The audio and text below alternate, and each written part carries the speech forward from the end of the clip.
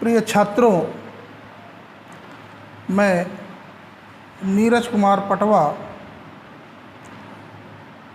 आज आपको कक्षा 12 का भौतिक विज्ञान का पहला चैप्टर वैद्युत आवेश तथा क्षेत्र का एक पॉइंट वैद्युत आवेश पर चर्चा करेंगे। ये हमारा पहला वीडियो है। इसके बाद से हम इस अध्याय का दूसरा, तीसरा, चौथा, जब तक कि ये अध्याय ख़त्म ना हो जाए, वीडियो आपको देते रहेंगे और आप घर पर इस वीडियो को देखते रहिए तथा इससे संबंधित नोट्स भी आप बनाते रहेंगे। तो आज हम लोग वैद्युत आवेश के बारे में चर्चा करेंगे। वैद्युत आवेश, वैद्युत आवेश, इसको इंग्लिश में इलेक्ट्रिक चार्ज कहते हैं। और इसी को आज हम लोग, हमारा टॉपिक यही है कि वैद्युत आवेश होता क्या है, वैद्युत आवेश बनते कैसे हैं, वैद्युत आवेश कितने प्रकार का होता है। तो जब हम दो भिन्न वस्तुओं को आपस में परस्पर रगड़ते हैं तो उनमें से प्रत्येक में कुछ हल्की वस्तुओं को आकर्षित करने का गुण उत्पन्न हो जाता है। जैसे आपने देखा होगा कि अगर कंघा, जिससे आप अपना बाल संवारते हैं, उस कंघे को अगर अपने बाल में आप थोड़ी देर रगड़ते हैं तो उस कंघे में कागज़ के छोटे छोटे टुकड़ों को आकर्षित करने का या अपनी ओर खींचने का गुण उत्पन्न हो जाता है। यही खींचने का जो गुण उत्पन्न हो गया, इसी को हम कहते हैं कि कंघा आवेशित हो गया, कंघा आवेशित हो गया। तो वैद्युत आवेश है क्या, इसको देखिए, इसका परिभाषा क्या है। वैद्युत आवेश वह गुण है, यह एक प्रकार का गुण है। वैद्युत आवेश वह गुण है जिससे युक्त अन्य वस्तुओं पर बल आरोपित करने लगती है। वैद्युत आवेश वह गुण है जिससे युक्त वस्तु अन्य वस्तुओं पर वैद्युत बल आरोपित करने लगती है।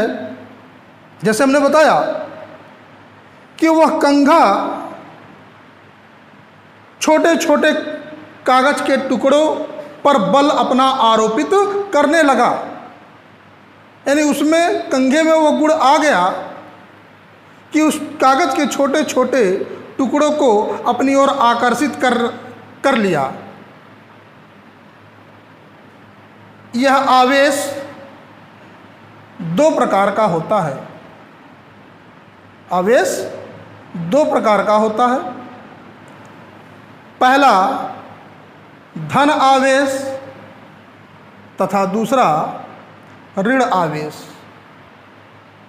Positive charge and negative charge. अब ये धन आवेश और ऋण आवेश बनते कैसे हैं? ये जो धन आवेश और ऋण आवेश बनते हैं वह इलेक्ट्रॉन के कारण बनते हैं।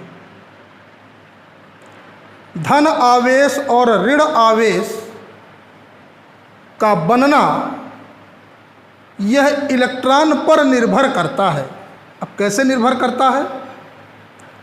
अगर किसी तत्व या परमाणु से इलेक्ट्रॉन निकलता है तो वह तत्व या परमाणु धनावेशित हो जाता है, तथा इसके विपरीत यदि किसी तत्व अथवा परमाणु पर ऋण आवेश की अधिकता हो जाए या ऋण आवेश आ जाए तो वह तत्व अथवा परमाणु ऋण आवेशित हो जाता है। यानी धन आवेश और ऋण आवेश दोनों के बनने का जो कारण है वह है इलेक्ट्रॉन। अगर इलेक्ट्रॉन की कमी हो गई तो धन आवेश बन गया, और अगर इलेक्ट्रॉन की अधिकता हो गई तो वह पदार्थ ऋण आवेश हो गया। तो धन आवेश और ऋण आवेश का परिभाषा क्या होगा, इसको देख लिया जाए। जब किसी तत्व अथवा परमाणु से इलेक्ट्रॉन निकलता है तो परमाणु अथवा तत्व धनावेशित, तथा इसके विपरीत यदि तत्व अथवा परमाणु पर इलेक्ट्रॉन आता है तो वह तत्व अथवा परमाणु ऋण आवेशित होगा। इसकी गणना हम एक सूत्र से करते हैं। वह सूत्र है Q is equal to NE, जहाँ N is equal to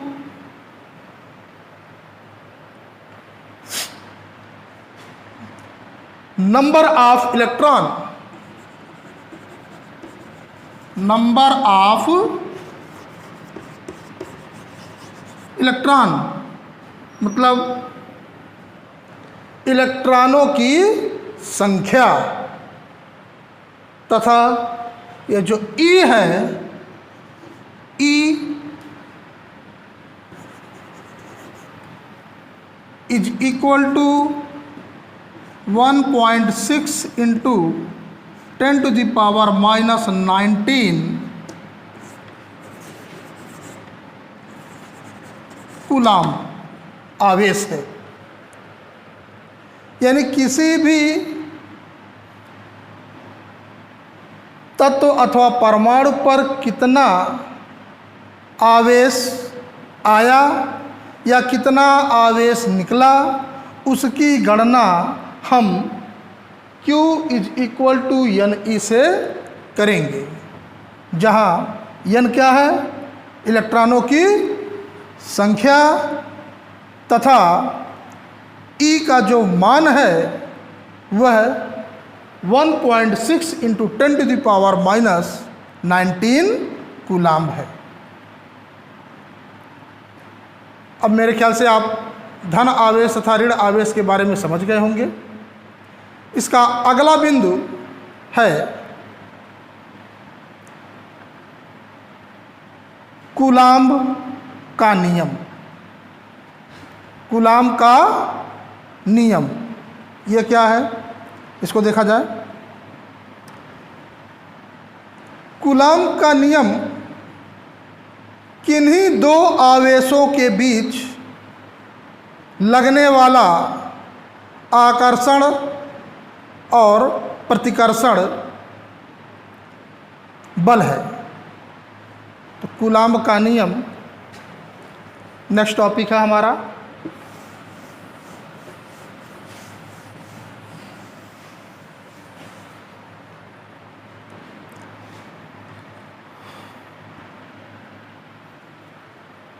next topic है कूलाम का नियम।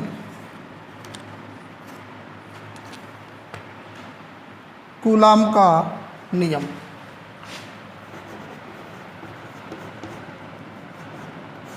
कूलाम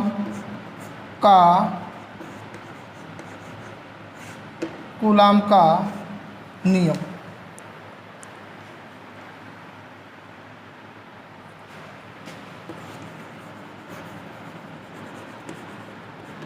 कूलाम्स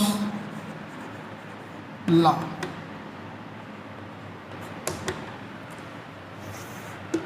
कूलाम का नियम है क्या? अगर दो वैद्युत आवेश, एक को हम कहें Q1 और एक को कह ले रहे हैं Q2, दोनों आवेशों की बीच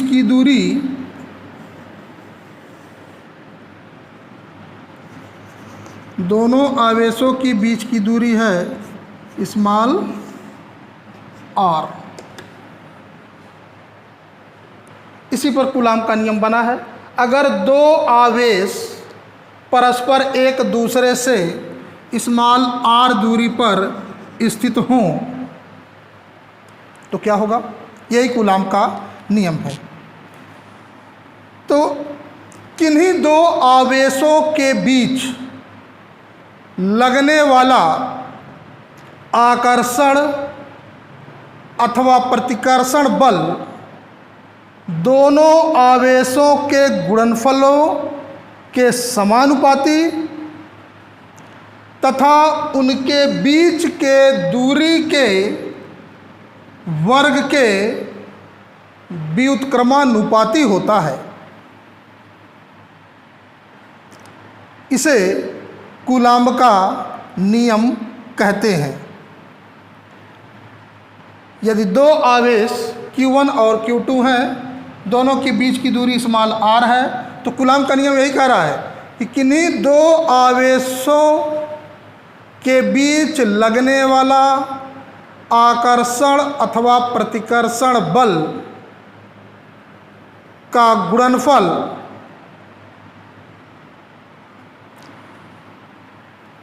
के समानुपाती, मतलब F is equal to Q1 into Q2। इसको अगर हम कहें समीकरण number 1, F is proportional to Q1 into Q2। और फिर इसको क्या कर रहा है? दोनों के बीच के दूरी के वर्ग के व्युत्क्रमानुपाती, यानी F is proportional to 1/r²। इसको हम इक्वेशन 2 कह रहे हैं।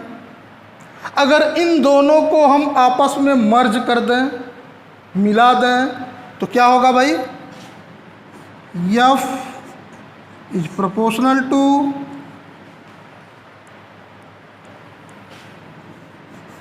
Q1 Q2/r²।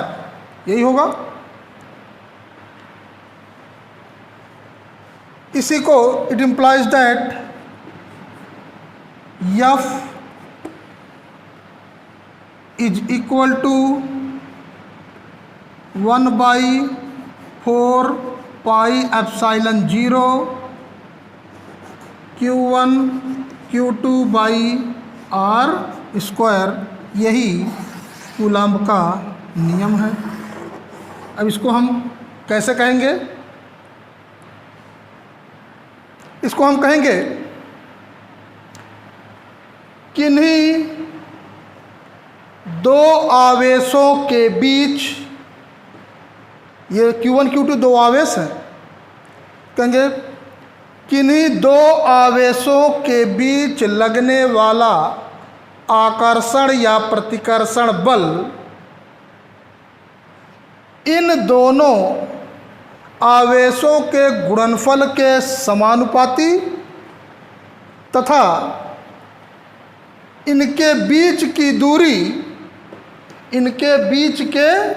दूरी के वर्ग के व्युत क्रमानुपाती होता है।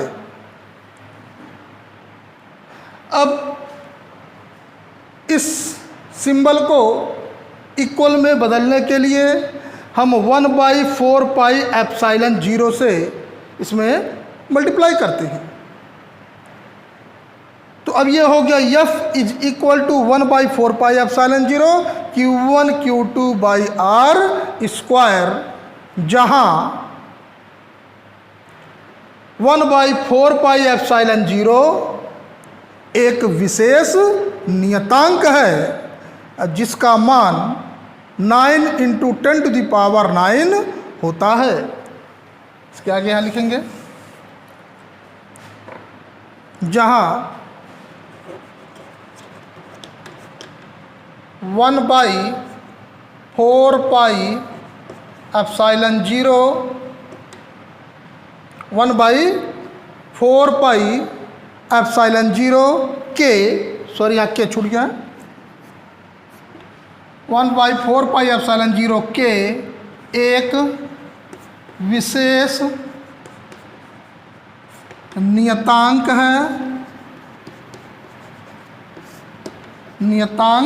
है जिसका मान 9 × 10⁹ होता है। आज के वीडियो में बस इतना ही।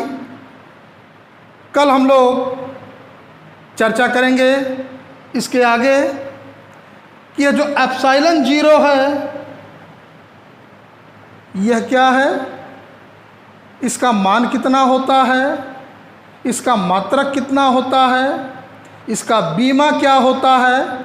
कल के वीडियो में हम इसके बारे में चर्चा करेंगे। एक बार पुनः कह रहा हूँ आपसे कि आप लोग घर पर वीडियो को जब तक समझ में ना आ जाए 1 बार 2 बार 3 बार देखते रहिए और इससे संबंधित आप नोट्स भी तैयार करते रहिए ताकि बोर्ड परीक्षा में आपको बहुत ज़्यादा मेहनत ना करना पड़े एक ही बार में। तो धीरे धीरे आप तैयारी करते रहिए। आज के लिए बस इतना ही।